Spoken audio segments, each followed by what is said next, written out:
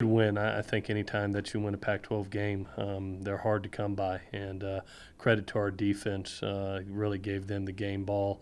Anytime you have 4 turnovers in a game and win the game, you must have played good defense. And it really started with them having 4 sacks on the day, multiple pressures and hurries on the quarterback.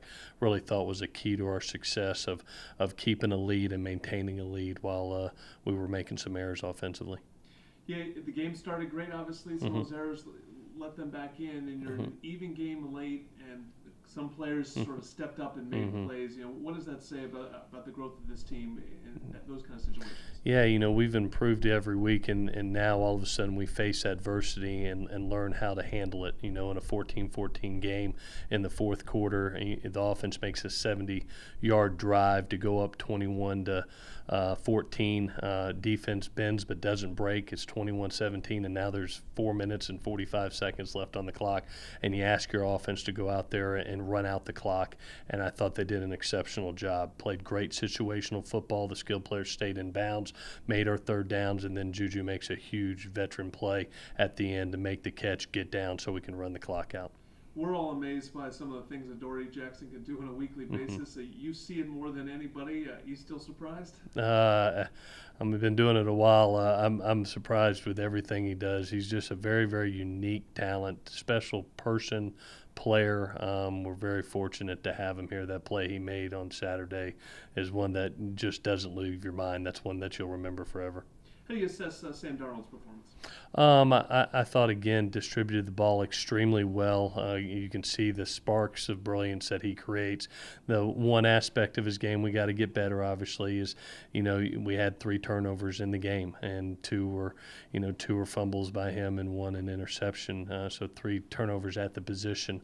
And we knew, anytime that you go with a young player, there's going to be growing pains, but the good is outweighing the bad right now. And we can teach him how to slide a little bit earlier, 2 arms on the ball at contact, protect himself and the ball, but really makes his first really forceful throw on the interception. He's been making great decisions and tried to make a play there that wasn't there. And some really good things that happened, and a couple things we had to clean up for him.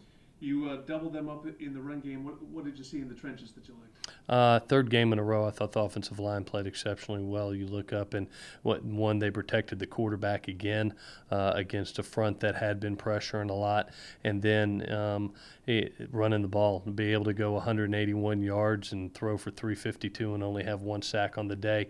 They created balance for us. We were able to run and throw, and when we're able to do that, we're pretty dangerous. I mean, you put up 536 yards. The only frustration was only getting 21 points out of it. How do you try to fix the turnover problem this week in practice? Well, I think the biggest thing is starts with the quarterback. 3 out of the 4 turnovers were at the quarterback position, and it starts with him. He's so ultra competitive. He's fighting for every inch and every yard. He's got to remember what it takes to slide. He also has to remember when he's creating in the pocket to keep both hands on the football. A lot of times he separates with the offhand. It's just a habit that we've got to be able to correct, and we will.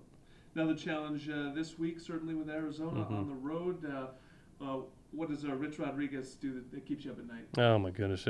They've been so good at running the ball for so long with tempo, and they are the leaders when it comes to the RPOs. The being able to have the run-pass option, I think Coach Rodriguez has done a tremendous job for a long time here. And then when he feels it going right, he presses the gas pedal and plays even faster. He's been known to get over 100 plays in games before. So we've got a lot of work to do, one, to slow down the tempo and slow down an extremely effective running game. What do you make of their quarterback situation? It seems like they've had to play a lot of different guys this year. Yeah, they've had a little bit of injury bug at the position. The good news for them is all 3 kids they've played, I think, are exceptional athletes. Even Khalil Tate, who's come in the last 2 ball games, a true freshman, has looked dynamic running the ball. He's an elite athlete. So all 3 kids can run and throw. We'll see which one plays against us, but they're all similar types. They're exceptional runners and have the ability to hurt you in the passing game. So you're able to bring a similar game plan to each one of them. You don't have to have multiple game plans. What do they do well defensively?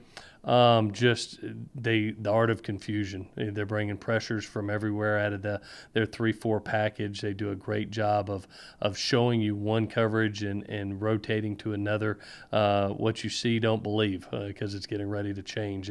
And they bring pressures from everywhere. Very, very ultra aggressive. We'll have to do the same thing and be physical in the run game to establish a run and then protect our quarterback, which has been hard against them. They know how to get to them. You're undefeated at home. What's the key to winning away from the Coliseum? Clean ball games. Just we did a better job, I thought, of limiting the penalties. Only had 2 penalties in that game the other day, but limiting the turnovers. You look at our offense right now, I think we're really moving the ball well, kind of shooting ourselves in the foot 2 out of the last 3 games with the turnovers. Eliminate that and continue playing great defense, and that will give us our best opportunity in Arizona. And finally, is there a good feeling about this team? Back-to-back wins, you feel like you have some momentum going? Yeah, no question. I mean, any times that you go back-to-back and win 2 critical Pac-12 games, you've put yourself right back in the hunt. You know, we're 1 game back of first place right now, with 5 games left in the Pac-12 and in our Pac-12 schedule. So each one's got to be like a playoff championship game, and this is the next one up.